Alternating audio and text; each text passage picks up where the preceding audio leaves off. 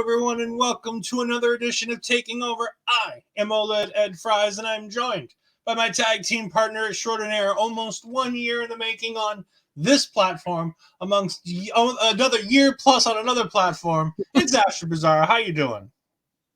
I'm glad it's time for NXT. How are you? It is. We got the two Chris's in the chat. We got Chris Perez saying hello. And we've got Chris Best saying hello, good evening, Ed and Astrid. Good evening, Chris. And another great job for you, Chris, going ahead and taking the reins tonight on Turnbuckle Talk, which you can go ahead and watch right after you finish watching us. Carl got called into work, so Chris Best went ahead with OMD and took the reins of tonight's episode in honor of Rob Rage, a friend of theirs who has passed away in the wrestling world. So make sure you go ahead and give that a look. I am going to be going ahead and giving it a look tomorrow morning while I work. to make sure I get a chance to watch it, because it seemed like it was interesting, as we have Papa Smoke saying in the chat earlier, interesting to learn about Rob Ridge.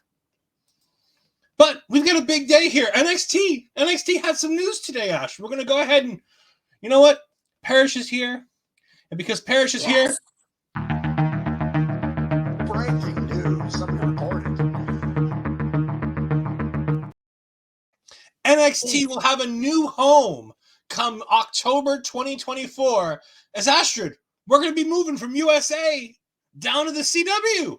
Making my truck ready. Are you excited for the CW to go ahead and pick up for the next 5 years the streaming rights to NXT?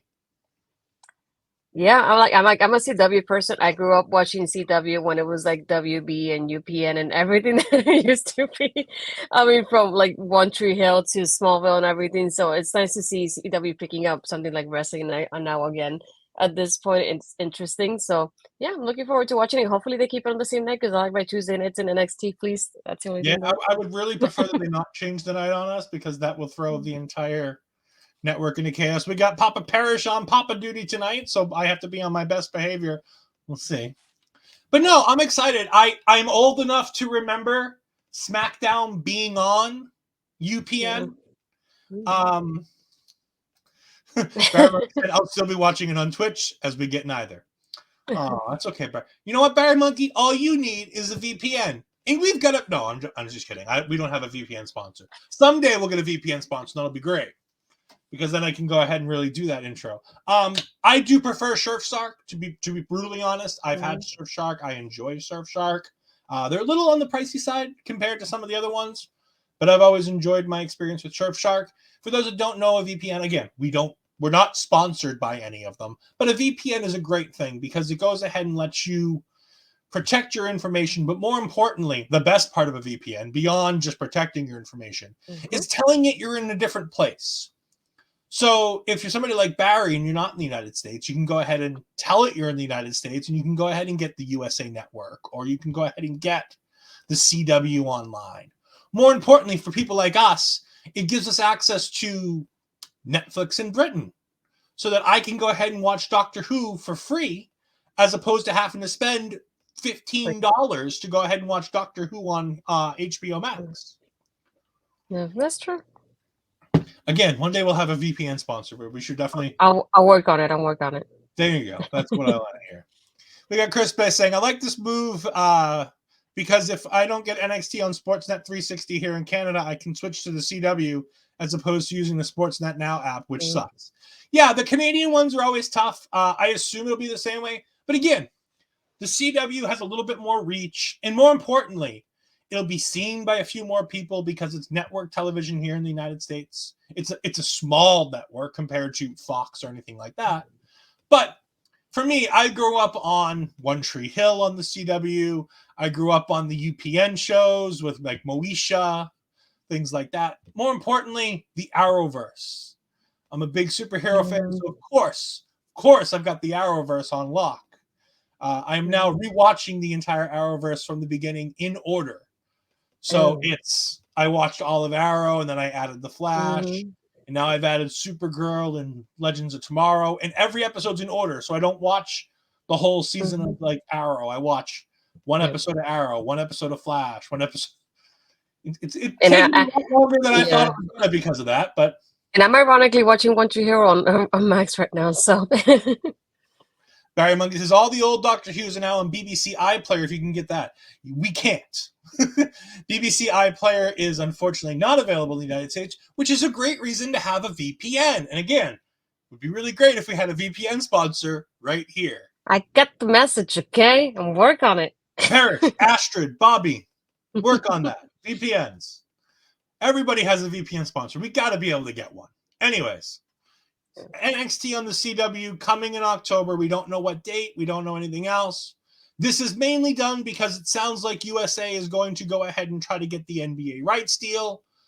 And if that happens, Turner's going to be in trouble because the big money maker for Turner is not AEW. It's the basketball rights deal. And if they lose that, AEW better get those ratings up if they don't have basketball. But Neither here nor there. Big news for NXT tonight, though. Having the new deal with CW. Sorry, NWA. You shouldn't have done cocaine on pay-per-view. Good luck. Go back to your hole on YouTube where you belong. Anyways, this week's NXT was all right. Yeah. I didn't have the same expectations as of last week, so I think it was a little bit better in that respect, as I wasn't expecting as much. Mhm. I feel like I got a better show. It started great because after we get by the first initial stuff, we get Tozawa coming to the ring. But it's not just Tozawa. My little heart was all happy as it's the entire Alpha Academy coming to the ring. Just fantastic to see the entire Alpha Academy there. Otis, my favorite, my spirit animal Otis, man. Love me some Otis, man. He's great. Chad Gable. And then out comes Metaphor. And my heart sank a little bit because I remembered that he's wrestling Noam Dar. I'm really getting sick of Noam Dar matches. Noam Dar matches have the same shtick that Roman Reigns matches have. You want to know the one difference? Roman Reigns matches are at least a little bit entertaining before the basic Roman stuff kicks in, versus Noam Dar matches, which aren't entertaining at all. Yeah, it feels like rinse and repeat at this point. It's just same thing all over every single time. And it's like, again, it's fine. We get it. Noam Dar cheats to win. He's the heel. He's got the group. Also, did it feel weird to have 2 4-on-4 groups but not have the numbers quite match up? Because we have 3 guys in Alpha Academy and we only have 2 girls and 2 guys in Metaphor. So, yeah, we had Lash Legend stand up to Chad Gable and Otis, and I'm just like, they can't hit you. no. It was I definitely felt it more after the match when they were holding on to Tozawa, and I could see Metaphor standing outside of the ring and them inside. And I was like, I like how they're even numbers, but they're still not even in the sense of with the guys and the girls like that too. Yeah, no, you can't do nothing with that. Yeah. Barry Monkey says, it annoyed me that an entire round was during bloody adverts. Yeah, the picture-in-picture ad break is a pain in the ass. However, I like the fact that we at least get the picture-in-picture so we can see what happens during that nothing round that happens. It'd be nice if they took a longer break during the advert rounds to go ahead and do it. But I like that they keep the match going and they keep the match simple. And you just get a basic rest hold round. In that round, Tozawa, Noam Dar rolls to the outside and they spend a good minute and a half of that round with Tozawa jaw-jacking with Metaphor on the outside, trying to get to Noam Dar. Mm-hmm. Noam Dar goes ahead and gets a cheap shot after holding the tights to get a quick fall in the second round to get the first one, about 40 seconds into that round. It continues going. Akira Tozawa gets the ankle lock submission in round 5 to get his first round in there, and then shenanigans ensue and Noam Dar wins, and yay, cool, Metaphor is still here. As my note summed it up, same shit, different match. That's the best slogan for this match. Yeah, best slogan for this match is as my family would say, same shit, different day.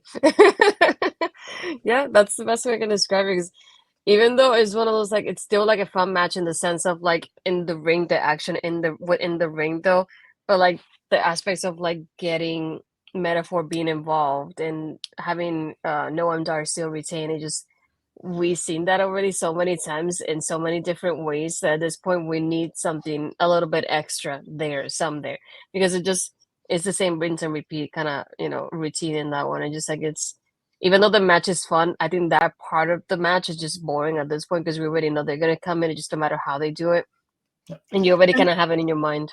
Yeah, and the funny thing is they had the right answer with having all of Alpha Academy there, and they still screwed it up. The other thing I'll say about this is I want to see the referee start utilizing the rule that if you get disqualified, you lose the match. Because every week, Barry Monkey, when we talk about an Noam Dar match, brings up the fact that there's a disqualification rule that will cost Noam Dar the Heritage Cup. And I'd love for, at one point, them to just be like, look, we've told you once, we've told you 1,000 times. If your people get involved, you're getting disqualified. If you take these cheap shots like you do, you're getting disqualified. And you're going to lose the match. You're going to lose your championship. And make him have to wrestle a different match.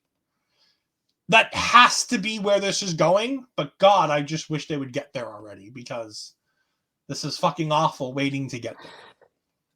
He said there's a child watching. Yeah. Oops. Mm-hmm. Yeah.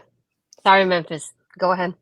Speaking of, we have next backstage the Bird Lady talking to the star of the Netflix show Cheer, which I don't know or ever heard of.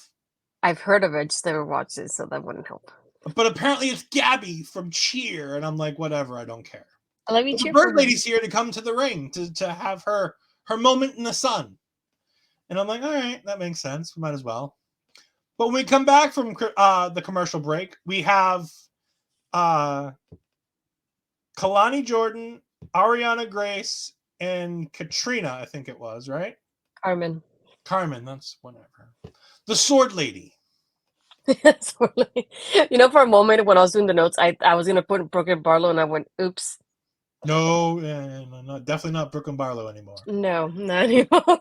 and then Lola and Elektra come in, storming and going, oh, look, I have my thing. Yeah, I won. And I'm like, that's great. I don't care. I love Lola, but I don't care. Because, like, the breakout tournament is a great idea. But the breakout tournament needs to be done with people that are going to get a push. And for some reason, I don't feel like it's properly utilized putting it on somebody like Lola Vice. Yes. Or, by the way, or Kelani Jordan for that matter. I don't think either of them are ready for the push that type of thing entails. Because this is essentially NXT's Money in the Bank. Like, let's not forget, this is essentially NXT's Money in the Bank. So unless, like you said, they use this to cash in on Raw for the for the Women's Tag Team Championships, it's just going to result in her getting beat by the champion. Okay. And not only that, but even like getting into like the match in itself, I enjoy the match, but then I kept thinking of like the long run within the storyline, because I'm thinking, if it was Roxanne, for example, with her contract, you wouldn't have her lose the match right the week after she wins. You know what I mean? Like, I feel like that will keep her momentum going after winning the tournament. And then thinking, like, comparing it now to Lola. Lola wins, and then now you have in this tag team match, and you have her lose. I'm like, when you should keep with that momentum going to like make her look like a threat to whichever championship she's gonna go for.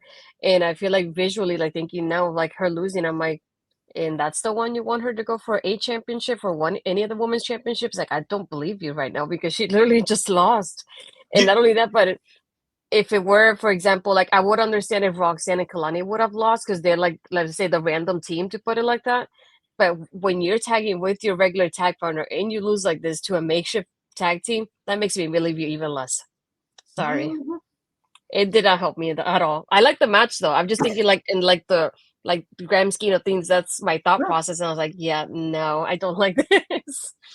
Before we get there though, we do have Ariana Grace continuously trying to say something and continuously being ignored by everybody in the room as she's trying to say something. Roxanne Perez walks in and she tells her not to make enemies out of the whole locker room, because that means you got a whole locker room worth of people that are going to be able to ruin your cash in. What did she say to her in Spanish? Did you happen to take down notes of what Roxanne and Lola said in Spanish? I missed what Lola said, sorry, but I know that in the end, Roxanne, I like how Roxanne, when I can talk Spanish too, like she like gave her that kind of pose, and then the girls were like, ooh, and I'm like, he's Hispanic, what do you mean? I'm like, I think it was funny that they taught. Right, they gave that impression that like ooh, she can like get back at her. I'm like, of course she can. Hello. But I didn't take notes of what Lola said, but I know that Roxanne's like basically told her like you don't want to know, which makes me think of like her telling her like kind of like I'm gonna kick your ass or something like along those lines. And she's like, oh, like I'm going after. She's like, oh, you don't want to know going against me. And that's all she said. But the way like her like kind of pose going into it and the girls' reactions, I was like, why are you guys surprised that she speaks Spanish? I don't understand. Yeah, it was confusing to It's funny. me, but it is what it is, and it happened, and I thought it was funny Yeah. because that would be great. We then had Lyra Valkyria in the ring. And you know what? I'm going to say some nice things about Lyra. She got an okay promo here. Was it world beating? Did it make me feel things? No, it didn't make me feel anything. But you know what? It wasn't bad. Mhm. It was coherent. It made sense. It had a point. And then having Xia Li come out has more connection to the promo because she's talking about the person who said never meet your heroes. Well, they obviously never met Becky Lynch. And she's continuing that friendship relationship that the two of them have, which ties into Xia Li, who was trying to goad Becky Lynch into a title match before Lola won the championship. How Xia Li attacked Becky on Raw last night, to Xia Li trying to be held back, which was really cool, by trying to keep her from coming to the ring by the security. It was a little dumb, but I like the idea that they're trying to keep people who aren't supposed to be here from the main roster out. Yeah. Although that was fun. And they get into it, and they kind of go back and forth a little bit about, and that was junk because Xia Li's not really a name that anybody's dying to see. But it's an opponent she can beat. Yeah. It's a viable opponent she can beat that's been built up pretty well on Raw. She attacked Becky Lynch. She kicked the ever-living shit out of Candice LeRae. Sorry, Michael Cole. I knew who it was. I just wanted to do the Michael Cole thing. Yeah, you got me for a moment.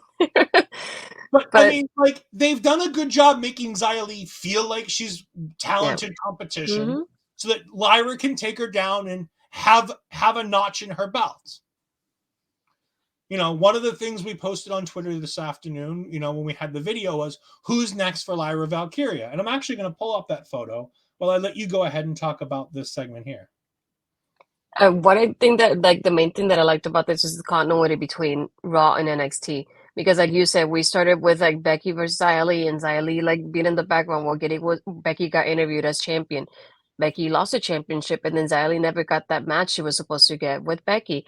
And not only that, but, like, we get on Raw that she attacks Becky, so Becky isn't able to be in that Battle Royal for the number one contendership for, to go against Rhea Survivor Series.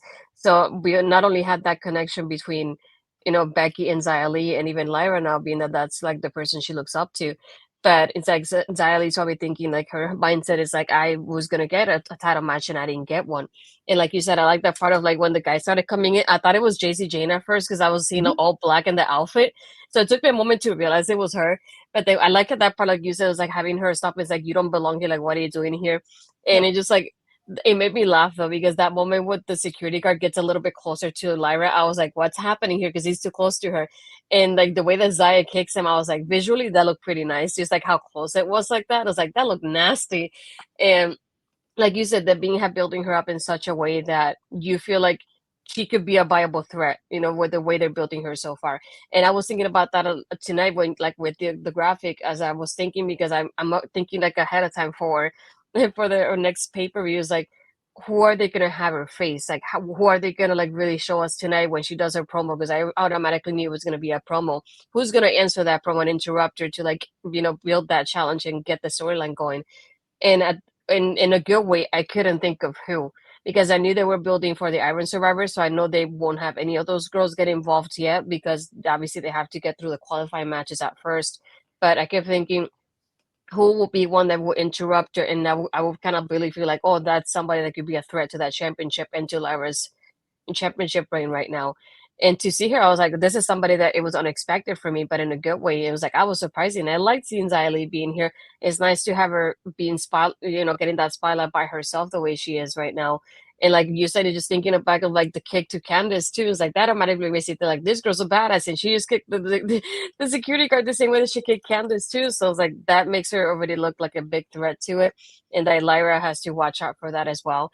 And I feel like they could easily just kind of in the next couple of weeks kind of mix it up and have her reach out to Becky and be like, "Hey, what advice do you have for me going against Xylee now that like she attacked you? So what was that like for you?" And we could kind of see her Becky being that mentor still to Lyra as this is going on. But it's pretty interesting just the development that we have tonight between both of them. Yeah, and I threw together a graphic to try to figure out who I thought might be potential, like, who's next. And so I'm going to throw up the graphic now. Like, I felt like this was a good spread of the NXT women's roster. Like, in the bottom corners, you've got Blair Davenport and Lola Vice. Lola has the contract, so she's kind of an anytime opponent. In one corner, the other corner, you've got Gigi Dolan and Kiana James, who make a lot of sense. They've been just feuding lately. They've got a big, they've been feuding with, Blair Davenport, Roxanne Perez. So they're up there in potential people. You've got Tiffany Stratton, Tatum Paxley, because, you never know. I threw Cora Jade in there because, hey, she posted a Miss Me, thing today on Twitter. So maybe she's coming back soon. JC Jane, Kelani Jordan, Roxanne Perez. I thought it was an interesting idea to have like that kind of just spread of talent that can be like, it can really be anybody because it doesn't necessarily have to be a babyface. It doesn't necessarily have to be a heel. It can be anybody for Lyra because she doesn't really have much of a character. So it could be a Roxanne Perez being like, I deserve a shot, and her being like, yeah, I respect you. I'll give you a shot. Or it could be a heel, and we now see that it's going to be Xylee, which again makes a lot of sense with the way they told the story. So good on them. NXT did a good job. You're telling stories between Raw, but again, it's bringing in main roster talent because Xylee is a main roster talent, but it's not utilizing a star from the main roster. It's just a talent from the main roster to keep them on the books, to keep them having matches, to put them in people's eye. So even if she loses this, she can go back up to Raw, win a couple matches, go ahead and have a few with Becky Lynch going into Survivor Series, the Royal Rumble, something like that. We move on. We get a Tyler Bate video package. Again, nothing new here, nothing great here, just eye candy for Astrid to watch Tyler Bate for a couple minutes. By the way, I totally nailed that question. Yeah, you did. You're like, you cheated. I'm like, no, I got the answer correct. I didn't cheat. I just made sure that I got the answer correct. You did. I'll give it to you.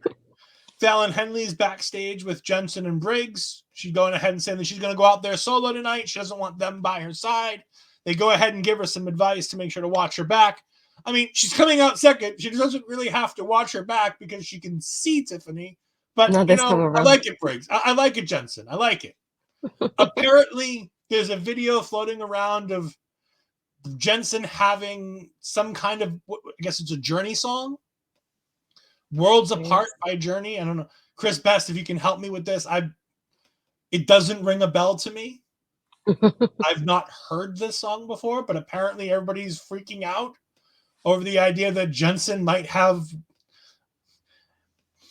If you could give anybody a big name song, like go ahead and pay royalties for a song, would you really give it to Jensen? That's a good point. I can't really say anything against that. And then we have Tiffany Stratton making her entrance. But first, we have a backstage interaction between Alpha Academy trying to pump up Akira Tozawa after his loss. And Gulak and Catchpoint University come through. And they start teasing each other. And Otis says, you know what? Me and you tonight, Gulak. And I'm like, yes, I get to see Otis. I love me some Otis. But that's fun. Otis versus Gulak tonight. That got me excited. That was a good match. I was very ready for that as soon as they suggested it. I think I missed some of that, so sorry. Oh. We then come back from commercial break where we get the zombie referee coming out of Shawn Michaels' locker room, and he's telling us that there's going to be a definitive winner tonight and that Shawn Michaels told him to, quote unquote, use his discretion on getting that going over that match. And we do have Chris Best going ahead and talking to us about this. He says, yes, it's a Journey song, but if they wanted to make it more recent, they should have done the Chris Daughtry cover version of the song. Oh, I heard Daughtry. Maybe the Journey version costs less because of how much longer it's been, maybe. I don't know. But I listened to it and I'm like, it doesn't strike me as like this massive deal that he has this song. Barry Munger said the crowd sounded nearly asleep during most of this. Just a few crowd plants acting overexcited. I believe that was over the I think that was around the Lyra stuff, the Lyra promo. Yeah. So we had an interesting discussion, speaking of the crowd, where you were talking about how some of the crowd was doing the whole like. No, that's not what I said. All right, hold on. Let me get the receipts here. Hold on. Okay, read it word for word. Uh-huh. Hold on. Oh gosh.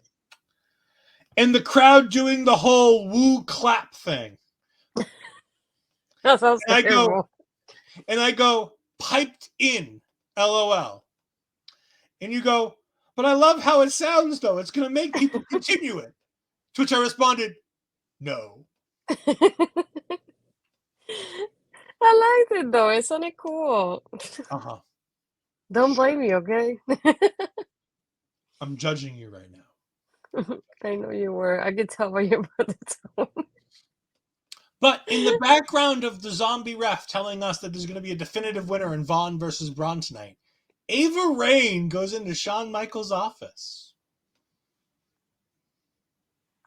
Interesting. Be excited to see where that goes from here. I'm excited to see where she goes. Like, I'm not like dying to know, but I like how there are these subplots that NXT just tosses in the background. And if you pay close enough attention, you get these really cool things.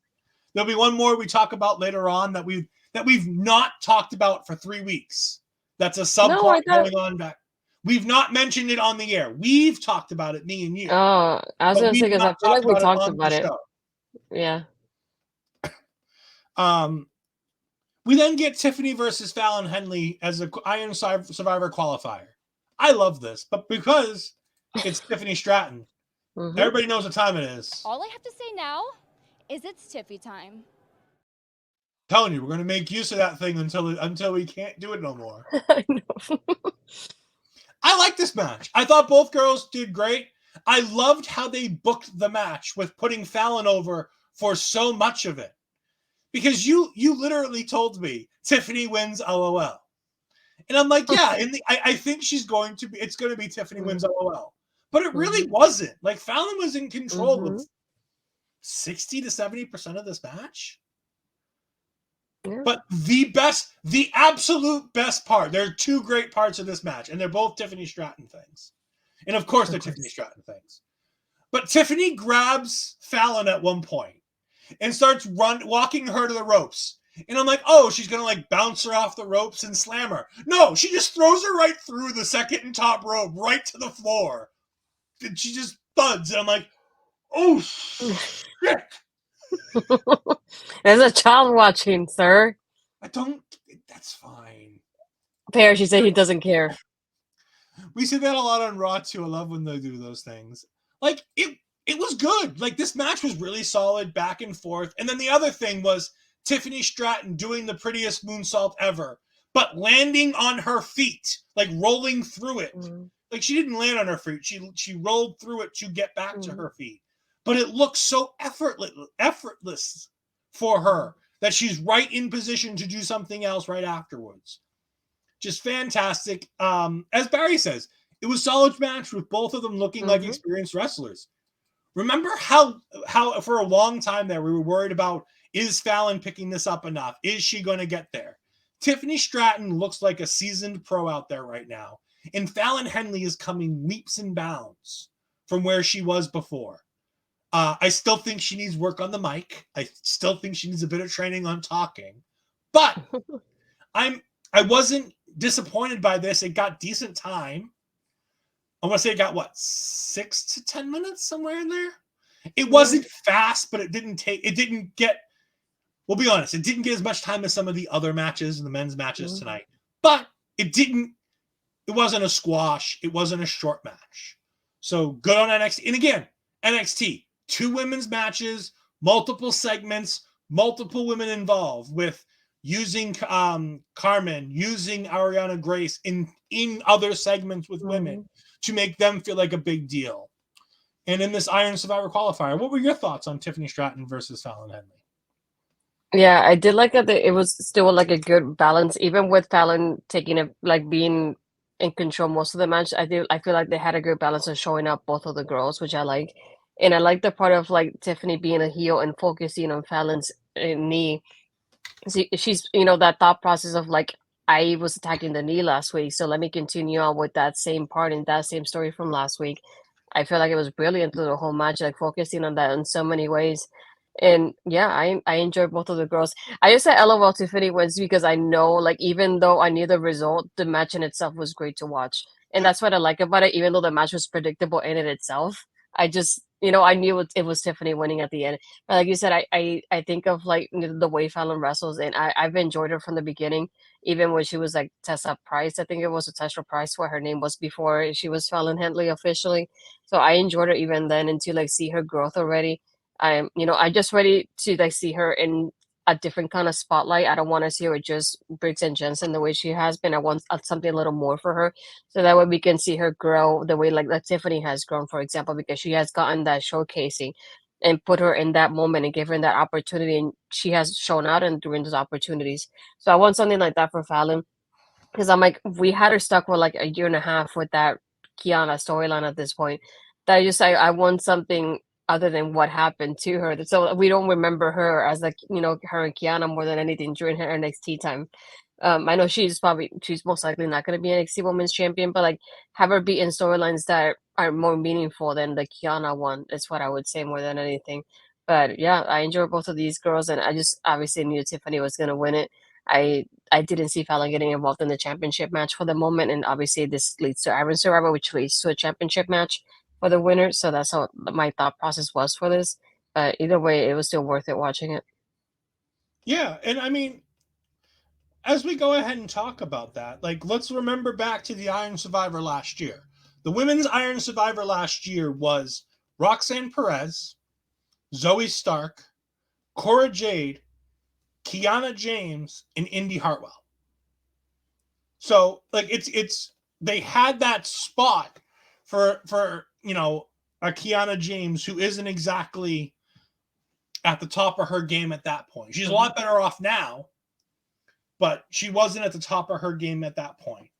But she was getting there, and that spotlight helped push her to a better spot. And I was kind of hoping that Fallon would have that spot. But unfortunately, you put her in there with Tiffany Stratton. You need Tiffany in that match because you're probably not going to have as many name women in this match. It's going to be the Roxannes, the Tiffanys. You're going to have those two. But who else fills it out? I think we're going to see Kiana again. Yeah, I think based on the interaction between Kiana and Tiffany, it feels like Kiana might be part of it, and I feel like it'll be like going off of like that backstage segment, might as well include it here, of like them going like talking about each other, and I like how they try to one up each other in that sort of way, and they're like, I know who's gonna win, yeah, I know who's gonna win, and it's like we have kind of like a similar kind of attitude between both of them, but a different sense of it in their characters. But I keep thinking like maybe at one point during the match we can get them kind of teaming up for a little bit on it. And then when they pin whoever they pin and that person gets off of the match, have them kind of be like in front of each other. It's like, I know who's going to win. I know who's going to win. They kind of go off on each other to see, who ends up really being on top and who gets pinned at the end. So I would like to see some kind of interaction like that, kind of continue on this backstage segment that happened tonight during the match. Because I feel like it's going to be like definitely a Tiffany, definitely Kiana. Roxanne will be another one, and just that fourth one. It just depends on who they mention later on because I really don't know. I was thinking somebody like a Cora, but then Cora, obviously, we haven't heard her on TV. She was teasing that she was going to return, but she doesn't really. So, I don't know that aspect of it though. Unless it's Blair, that could be the other one because I don't see Lola getting involved in this either. And then there's one more. Because remember, there's 5. I think it'll be Blair, and I think it'll probably be GG or JC, something like that. I could see maybe a Thea Hale. I don't want to see Thea Hale, but I could see Thea Hale being in there. Yeah. I think she's earned it based on the year that she's had. I think it would make sense to have like Thea Hale versus Gigi Dolan and have JC cheat to get her in there. I think that would make sense. Wesley's back, and apparently he's a babyface again. I'm glad we spent all that time teasing a heel turn for Wes. This segment sucked. But we spent all that time teasing a heel turn. We spent all that time with him quitting and walking away for Baron Corbin to walk in and go, oh, it's nice that you showed up for work again. You know, you took 3 months off and now you think you get a title match. And I'm just like, Baron's fucking right. Like, who is Wesley to think he can just step to Dominic Mysterio after taking 2 months off and just quitting the brand? Like, I don't understand why they're teasing, because I think it would have been so interesting to see him, even if it's just me, like fantasy booking, because I think it was my friend Shay who planted the idea of like, what if it's somebody like a Wesley that comes in and says like, I attacked Trick because he got the spotlight that I didn't get to have, and I'm like, that would have been so interesting to watch, especially now that Trick is so over as a babyface. Like Wesley would have been a great heel on this type of scenario, and then to like have him come back and just be the same person he was, and I was like, then what was the point of you getting a break for 3 months? It's like, I don't understand. Baron Monkey says he's a dickhead now. I mean, he was a dickhead before, so I mean, Yeah. not much of a change. I mean, he's been a dickhead since he's been in Impact, but then again, that's just me. But yeah, it sounds like we're going to get Wesley versus Baron Corbin next week, I think. It wasn't announced this week, but I think we're going to get it for next week. Mm-hmm. I think it'll be something we get during the middle of the week. Braun Breakers says that, the referee using his own discretion means he's going to destroy Von Wagner, and it'll be the quickest comeback that's ever happened. And I'm like, no. I don't feel you there, Braun, but nice try. And then when we come back from the commercial break after Braun Breaker starts to make his entrance, we get a Dijak video package, which was cool. I like this. Again, it doesn't do anything, but it's like Dijak talking about how Mick Foley sees potential in him and he sees the future in him. And it's a good thing that a Hall of Famer can see what Dijak already knows, that he's a talented guy. I'm like, all right, cool. This makes sense. It makes sense for Dijak. The Bate one made sense. And I look forward to seeing the match later on. Newsflash, I accidentally missed that match, so I don't know what happened. We get Von Wagner versus Braun Breaker, and it happened. Sure. It had a bell to start the match. It had a bell to end the match. Things happened during the match. Wasn't good. It wasn't bad, but it wasn't good. It was okay. I have a problem. So, Von Wagner has this massive scar on his face from where he probably had surgery because of the stairs. How does he have a full fucking head of hair? And so quickly after. The fuck?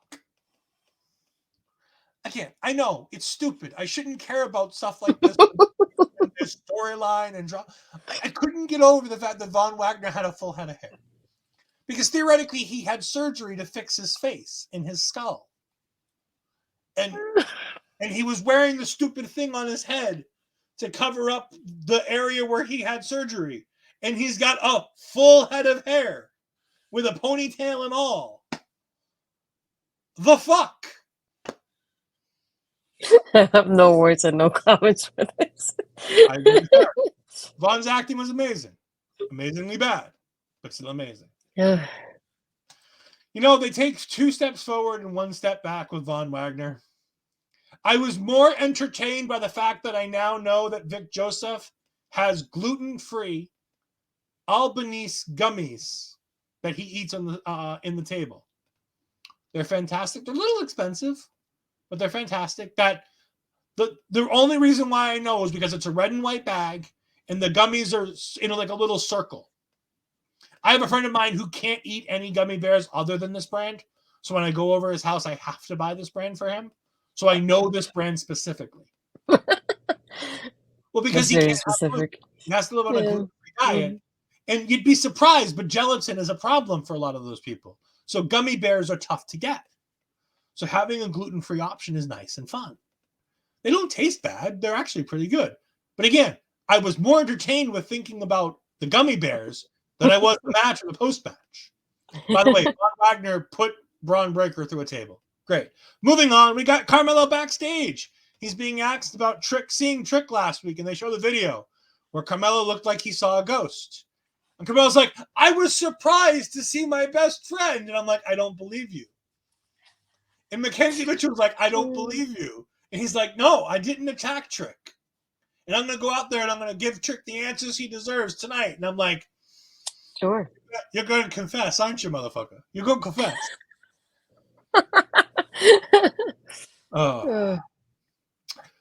We're going to skip over this because it's Lola and Elektra coming to the ring, and then we have the match with Roxanne and Kelani. We've talked about it. It's a relatively decent match. It's basic. It's not the greatest women's tag team match we've ever seen, but it wasn't bad. It had some time. Astrid's right on the nail, on the head. It makes no sense to have the heels, who are a cohesive team, all of a sudden not being able to work together and bumping into each other to cause the finish of the match. More importantly, you have a perfectly good Elektra Lopez there to take the fall, and you pin Lola Vice. Thank you. That's another thing that I noticed too. I was like, why would she get pinned of all people? You show me you don't believe in her. Well, I mean, this is the way that WWE has always dealt with a Money in the Bank. Like, look at Damian Priest. Damian Priest has eaten a lot of L's lately.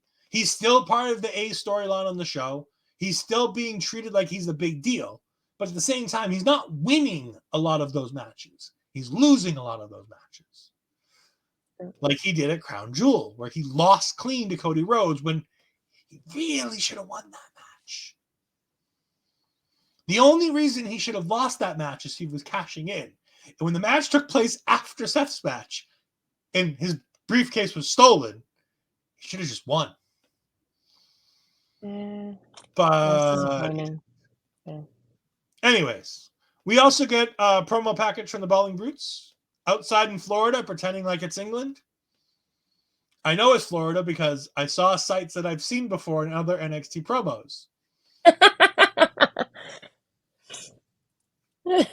Nice try, NXT. You tried. You failed. Well, you could have done a green screen at least.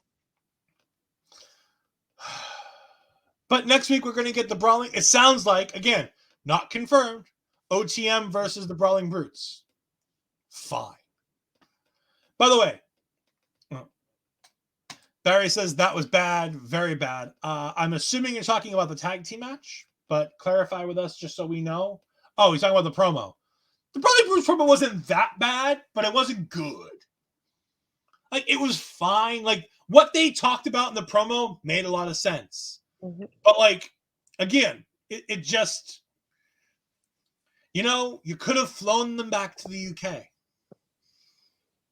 Like, you could have just flown them. Hell, you could have taken them to one of the many lots, Disney, Universal, and had them put a European scene behind the scenes. Like, they literally have full sale with that. From any of those wonderful lots where you can just do that sort of thing. Epcot's right down the fucking street, man. Come on. It's not down the street, but sure. I mean, Full Sail does have like if you were to look at the back end where you do the line for NXT, like the back end of like Full Sail, it's all like a studio and we see them in other promos before. Just I was like, you could have done something like that. Like Velveteen Dream, the child predator versus Adam Cole happened in an area where there was like a French bistro. Like, yeah, that's the backside of it. Yeah, that's what I'm saying. That happened at Full Sail on that backside. Like, it's a French fucking bistro. Like, I get it's not Ireland, but it would have been closer.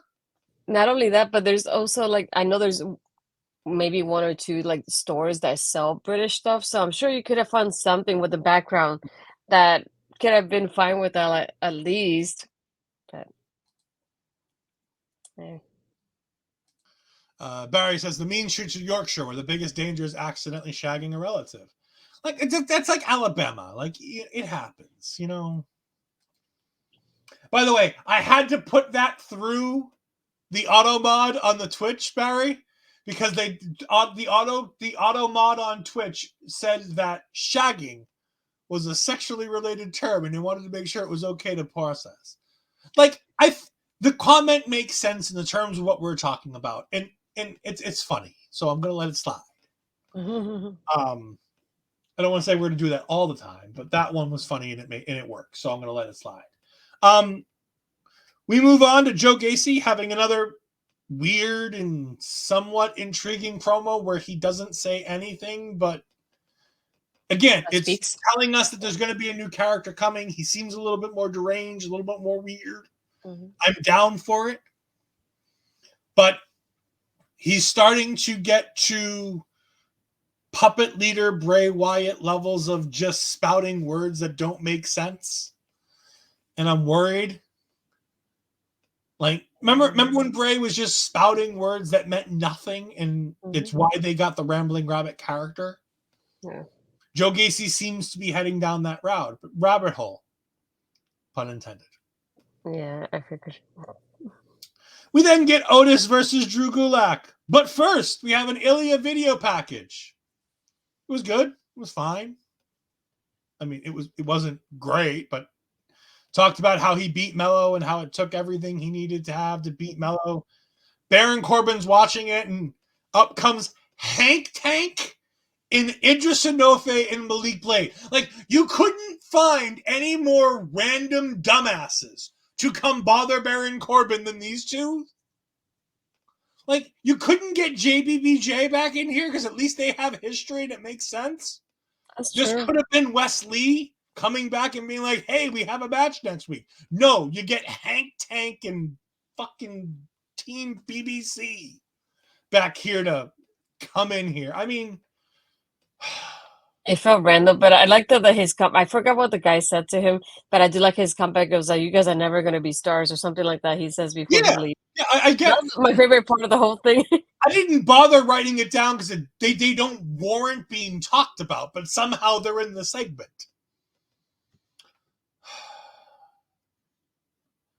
We get that scene that you talked about Tiffany and Kiana backstage talking about the Iron Survivor qualifying, and then it ends with Tiffany going, I like her. And I'm like, that makes sense because it's the kind of person that Tiffany would like. I don't think she trusts her, but I like the fact that she's like, I like her. Her and I see the same way. They both hate Fallon Henley. They both want the NXT Women's Championship. They're not going to work together, but they're not going to work against each other at the same time, which is smart. It's what a smart heel like Tiffany Stratton would do. It's what somebody like Kiana James would do, which is be hitching her wagons to somebody else to make sure that she has, another dog in the fight. And this is when we had Dante and Boa in the background. Yes, we had Dante and Boa, who we haven't talked much about over the last couple of weeks, but they've been in the back of every segment. They've been arguing.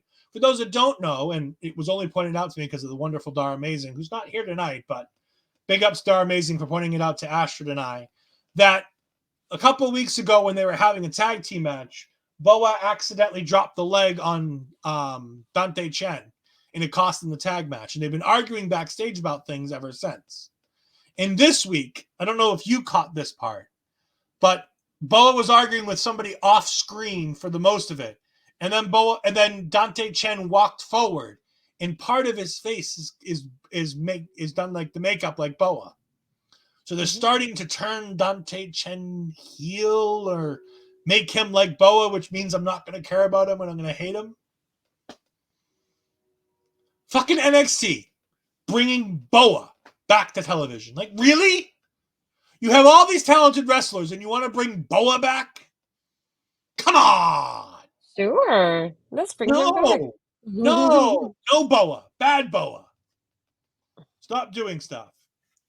We then get a Chase U segment where JC Jane is pacing around the Chase U thing, waiting for Andre, mad that he didn't help her cheat to win the women's tag team titles like she was willing to do for him.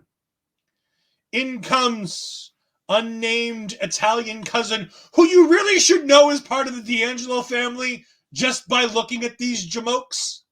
You should know they're part of the D'Angelo family, but JC's like, oh, who the hell are you guys? Like, really? You can't. I'm like, the office didn't give it away. She couldn't look any more like a knockoff version of Meadow Soprano if she tried. Big Jamie Lee Sigler fan. I loved her when I was growing up. She was one of my childhood crushes. Absolutely adored Jamie Lynn Sigler. But this girl could not look like more of a knockoff version of Meadow Soprano if she tried. She also reminds me of that, like, I don't know if it's Tracy or whatever it is from the Jersey Housewives. I think it is. I don't know. One of my exes used to watch it, and I got caught up in it. It's an okay show. It's not as bad as people make it out to be. It's okay. Speaking of the Housewives show, did you know Brandy was on one of those? The Real Housewives of Atlanta. Brandy was on there. Anyways, back to this.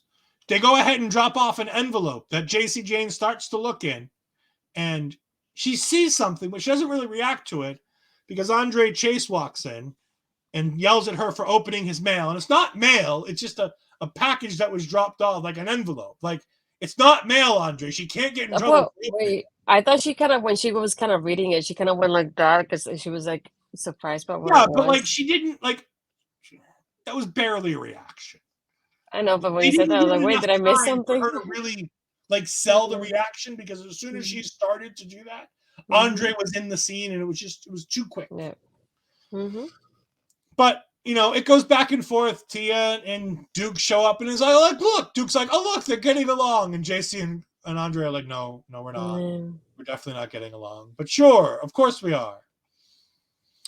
Everybody goes off, and we find out that there's going to be a tag team title match next week. And Duke's unhappy that he didn't know, and this is obviously because Andre owes something. But I love how when they show Andre looking at the papers, there's nothing on them that you can see from that angle. Granted, there's a ton more paper that we don't see. But like, you figured it would be like the whole paper, and it's like going to be a smaller portion. It's a cover sheet, okay? So it's just in the middle, and that's why it doesn't have a lot. And then the next page is going to have the whole page. Do you think it's going to be pictures of Andre Chase petting the cat from Crown Jewel? I'm curious to what the answer is going to be, because I think it's going to be something so silly that we're going to be like, are you serious? You know, that kind of reaction from us. But I just keep thinking, I like the facial expressions between them in this segment, because first we get JC looking at it like, oh my God, like I found out what it is, because they've been kind of like assuming of what is happening between Tony and Stags and Chase and Andre. And then when Andre's looking at it, he's like, you know, and that kind of like acting, you just like thinking of like, you know, it makes you think of what could it be, but at the same time, knowing there's going to be something so stupid and silly. And I'm just waiting for me to laugh when it gets revealed. Yeah. It's going to be fun. Yes, one of my exes used to watch it. I do not watch Bravo on my own. One of my exes used to watch it. When you live with women, you sometimes have to watch stuff that you don't want to watch. Happy wife, happy life. Sometimes you just watch things you don't want to.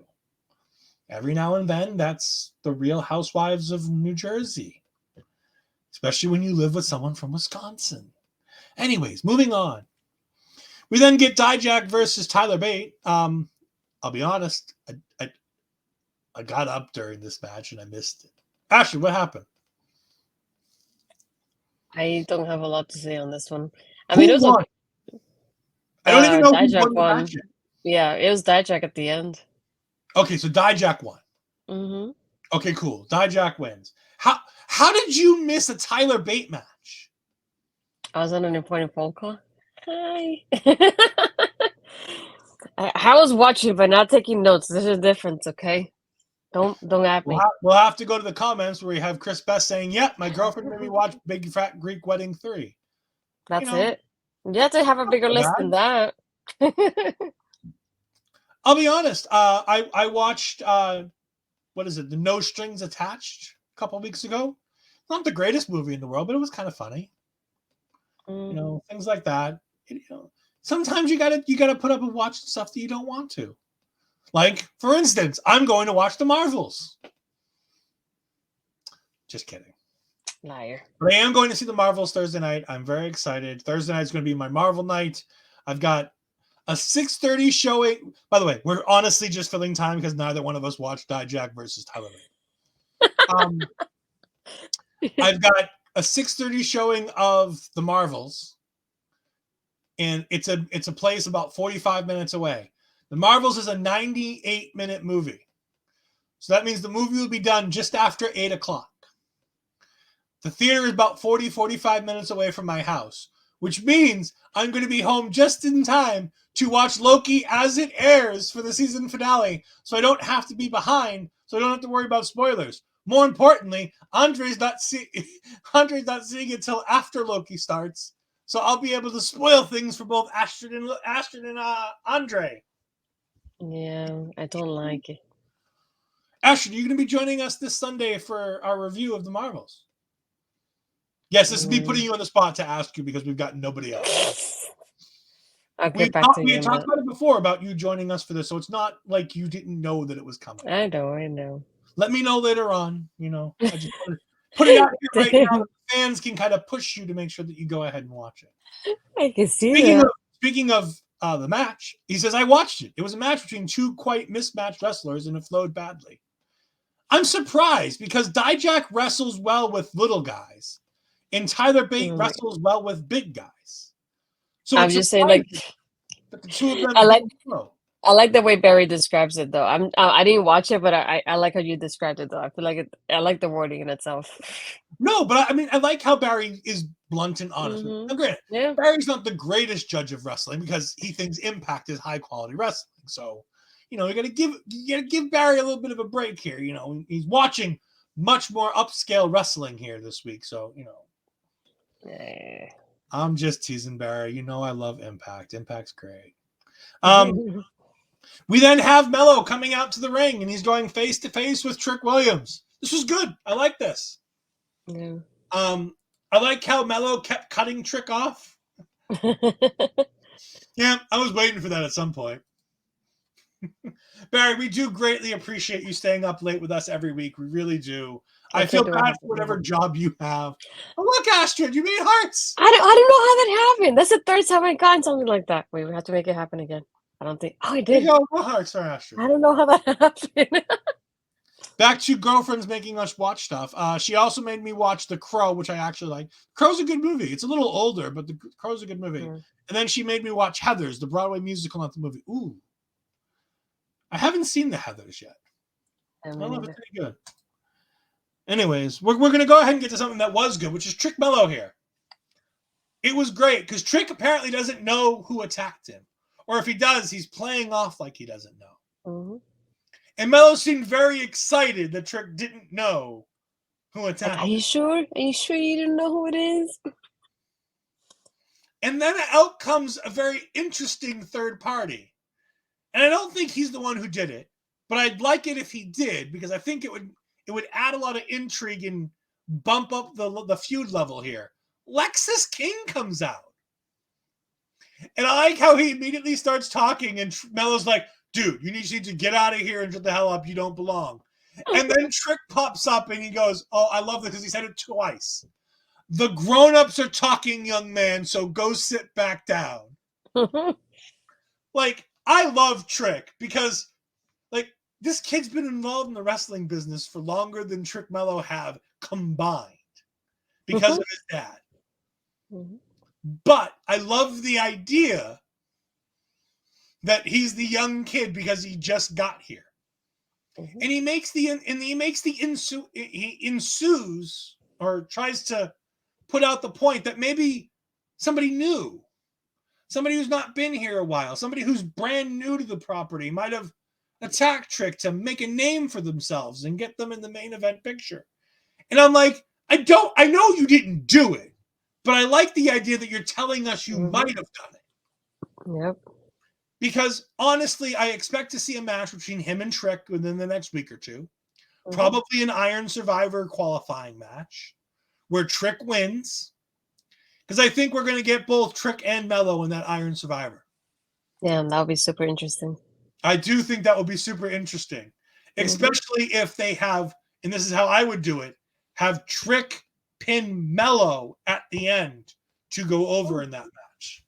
I think that's how you do it. We get Chris Best saying, I love Lexus planting those seeds of doubt and Trick. I agree. He didn't need to be the one who does it, but I like the fact that he's not afraid to be like, yeah, I could have done it. Maybe I did. Maybe I came right out here and talked to you and told you I did. Also, I love that he's trying to not look at his jacket and put his sunglasses in to realize he doesn't have a pocket. Like he has a fake pocket there. So he just throws them on the mat. Barry Mungus says, Trick Mello weren't bad, but Pillman's awful on the mic for me. No excuse for inexperience. He's been on TV long enough. I disagree. I thought Lexus King was really good in the mic in this one. I thought he got his point across without having to say too much. I feel like he got in the digs just enough because he's not supposed to be, like we said. I like the idea that it's seeds of doubt. He didn't do it, but he's putting it out there that he might have done it because this levels him up from going against Dante Chen, and it skips working that mid card with Dominic and Wes and things like that. And it can put him in that world title contention so that he can win the breakout and be a viable winner. Unlike Lola Vice, unlike Kelani Jordan, you can have guys like Lexus King in this breakout tournament, and he'll feel like a viable winner coming out of it that he could cash in on Ilya Dragunov and win. If you catch Ilya on the right night after the right match, you could beat Ilya Dragunov. You know, maybe he has a hard-fought match at Stand and Deliver, and then on the next NXT, Lexus King comes out and goes, yeah, now I'm cashing in tonight, me and you, in the main event. You can put the title on Lexus King on a big NXT like that would be. Or maybe he saves it to next October. And on the premiere episode on the CW, you have him cash in on the champion. Because remember, WWE is not one to shy away from swapping a title on the debut to a new brand. Can anybody remember what happened the last time a new show went to a new network? Poor Kofi. We're not worried. I was going to say the Dream has no memory of that. 18 seconds. Brock Lesnar destroyed Kofi Kingston on the debut episode of SmackDown. All to build for a match against fucking what's his name? Was it Kane, right? Cain Velasquez, yeah. Ray's Big Dominic. But I did want to go back to as well to like the back and forth between Trick Mello during this whole thing, because I love how Trick does have a great argument against Carmelo. Of like he's like Carmelo says like whenever I won you won, and he goes exactly whenever you won. It's like what about the moment that I want to win for myself? And he's like and I wrote it down because I like the back and forth and the lines they had here. He's like, you have the ball, you're the one taking the shots, but when is Trick gonna be able to do it? And then I like how Carmelo goes, well, everything Cena told you, I told you that before. Like I know you're one of those people that have a potential to be even better, like great performer. And then he's like, you've had your moments in your main event. It's like, I want mine too. Like, I want my moments for himself.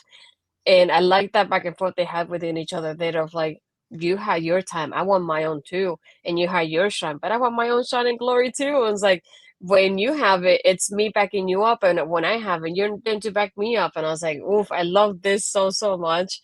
And they also announced before this too about the Hall of Famers that are doing the Iron Survivor. The only thing I didn't like was like I liked it better when they had them at the desk, kind of bringing up the person and kind of do like a profile on them like they did last year of like, yeah, Roxanne has been great, and then they show like her accomplishments through the time before they get to the Iron Survivor. And this time, at least for this one, they only had Mick Foley talking about Dijak and Tyler, Fallon, Henley, and Tiffany the way he did. But it wasn't a discussion. It was just him being, I like these people, so I'm going to put them in there. And then one of the lines that they mentioned during this part too is that they said, oh, it depends on their body of work or if they believe they can be champions. I'm like, what do you mean you believe they can be champions? I'm like, you believe in somebody and the rest of us probably don't believe in them. Like, what's the point in that? And then I think if I'm not mistaken, they announced Lyra, Lawler, Mick Foley, and JBL for this too. Yeah. So next week we get Lita's decisions. And then we have to have Jerry Lawler's opinion on a women's division. That's that's something. a bad idea. Yeah, thank you. That's a bad idea. I don't like that, but it is what it is. Going back to this, to a statement I made, Dominic is not mid-card, damn it. He's main event Dirty Dom, the world's biggest wrestling star. Sure he is. There you go. If mommy wasn't with him, nobody would give a shit. He'd just be the world's most punchable face. And then we have Chris Best saying, don't remind me, Ed. Oh, don't worry. I'm never going to let people forget about Brock Lesnar destroying Kofi Mania in 18 seconds to build to a match in Saudi Arabia with Cain fucking Velasquez. Just come on, like Cain Velasquez. Remember, that's what you got on the main event of SmackDown the night that they went there. When they had Baron Corbin being chanted STD by the crowd because Becky and The Rock made that statement go. By the way, Baron Corbin said in an interview with Chris Van Vliet that he still gets the STD chant in random places, including the airport, which is fantastic. He says that's great. He loves it, but it's just great. But no, and then Lexis King starts goading Trick just enough that Trick goes ahead and takes a shot at him, and he cold cocks Carmelo Hayes right in the face. Oh, yeah. And Lexis King runs away, and he's smiling his ass off. And eventually, Melo lets Trick pick him up.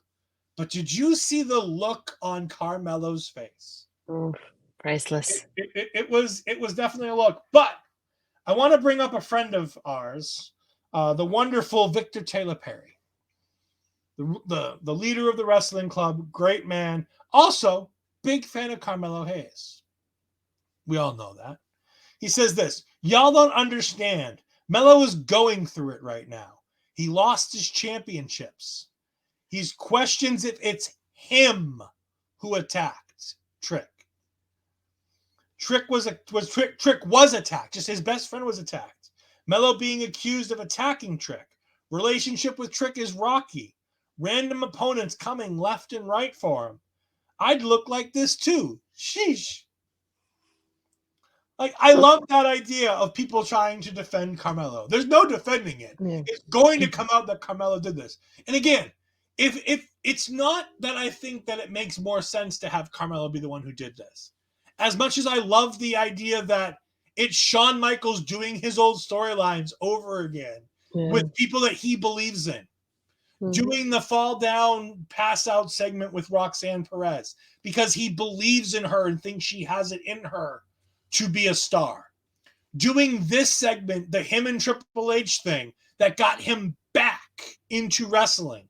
This is the feud that ended up getting him back at Survivor Series when he came back after 5 years on the shelf. Giving that to Trick and Carmelo.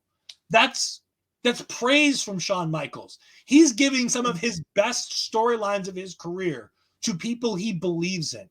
Yes, is it using old things over again? I agree. It is totally that. However, it's respect from HBK for the people that he's using in these segments to be those guys, to be those girls, to be the voice of what Shawn Michaels was. And I think that's an important thing to distinguish here is that it means that he believes in them. And hopefully, if he believes in them, Triple H will believe in them.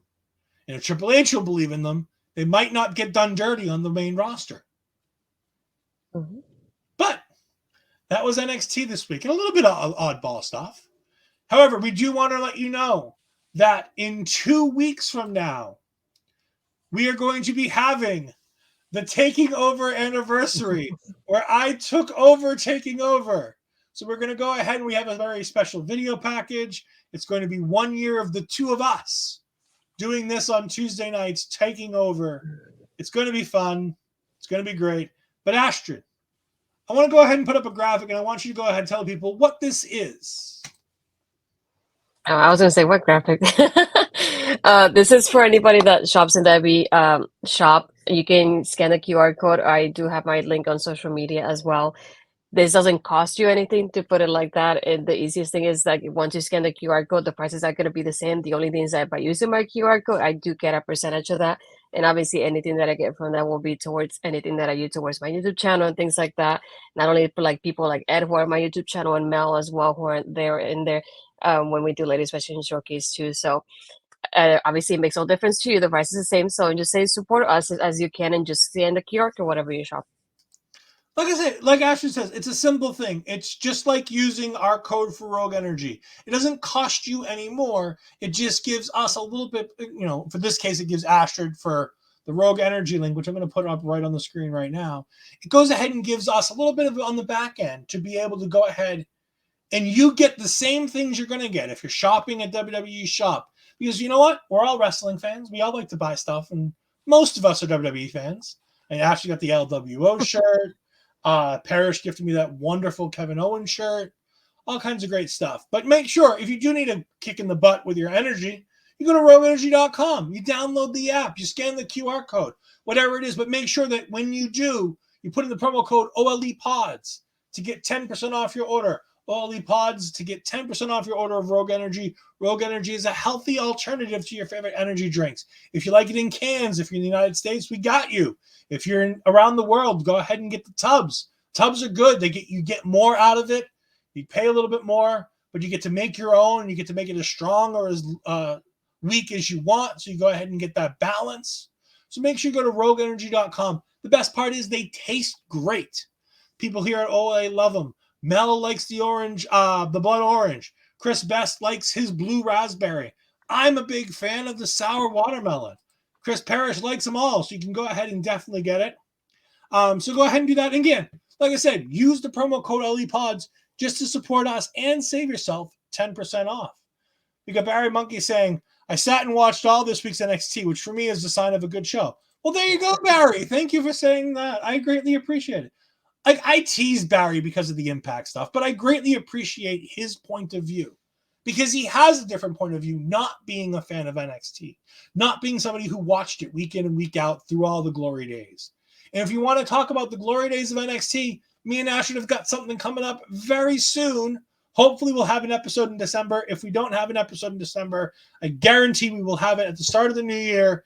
Talking Takeover, where we go ahead and we go through all of the takeovers, starting with NXT Arrival, even though it's not technically a takeover. It's the first premium live event that was on the WWE Network, and we're going to go ahead and go through all of the NXT takeovers. We're going to rewatch them, and we're going to review them again. So you get to watch great moments like Kevin Owens and Sami Zayn. You get to watch great moments like Shinsuke Nakamura versus Sami Zayn. You get to watch great moments like Finn Balor and Samoa Joe winning the Dusty Cup. DIY. The Revival. American Alpha. So many good things that happened in NXT's past. Also, we're going to go into some of those and see some stars that we know now, but a little bit before. Baron Corbin as the Lone Wolf, where the crowd was counting along with his matches. All kinds of good stuff on Talking Takeover, and that will be debuting soon. And it'll be probably a bi-monthly thing. It'll be a recorded show where me and Ashley just go ahead and record our thoughts and talk about it. And one or both of us will probably be in the chat on those shows. They might be live depending on what we can afford and what we can do, because Astrid's a busy lady. And speaking of being a busy lady, Astrid, where can the good people find you? You can find me on X and Blue Skies, Astrid Pizarro, and Instagram and Threads, Astrid Pizarro 20. Everything else will be on my YouTube channel, which is still Astrid Pizarro. And like it was announced, I think it was over the weekend, if I'm not mistaken. I do have the new shirt on for you, where we have the link. It's on my social medias as well, so you can get a shirt or a hoodie with the new design if you like my pose, especially. There you go. I would love to get one of these. However, they don't make it in my size. It's a problem I have with For You Wear. I've tried it before with the wrestling club stuff. They just don't make it big enough for me. But you can go ahead and find me on Twitter at EdFries12584. You can find all of my content simulcast on EdFries2002. You can also find my gaming content. Brand new season of Marvel Snap means I'm going to get back into playing Marvel Snap again. I'm going to be doing some gaming streams. Also, for me, you can catch me tomorrow night right here on our local establishment as me and Parrish go one-on-one in 4 more weeks of Wrestle Draft as I am the reigning, defending, undisputed champion of Wrestle Draft. So you can go ahead and catch me and Parrish doing that on Wednesday. You can catch me here with Astrid every Tuesday. And you can go ahead and catch us this weekend. There will be 2 episodes of Marvel Talk as we talk the Loki finale, which airs this Thursday. So either Friday or Saturday we'll have that episode. And then sometime on Sunday evening, it'll be me and Andre C. as we talk all things Captain Marvel 2, or the Marvels, if you want to call it that. And hopefully, we'll be joined by this lady if she can go ahead and see the movie this weekend. And you call me a busy lady. I only have 2 shows. I'm not that busy. Sure. There's 3, but okay. Barry Monkey says lots of great wrestlers and Johnny Gargano. Yes, there's lots of great wrestlers and Johnny Gargano is one of them. Apparently Barry's not a big Johnny Gargano fan, but there's going to be some fantastic stuff on Talking Takeover. I am very excited to get that show off the ground. But for myself, for the natural Astrid Pizarro, this has been Taking Over, and we will see you next week. Have a good night. Goodbye. Everyone is watching me when I'm gone.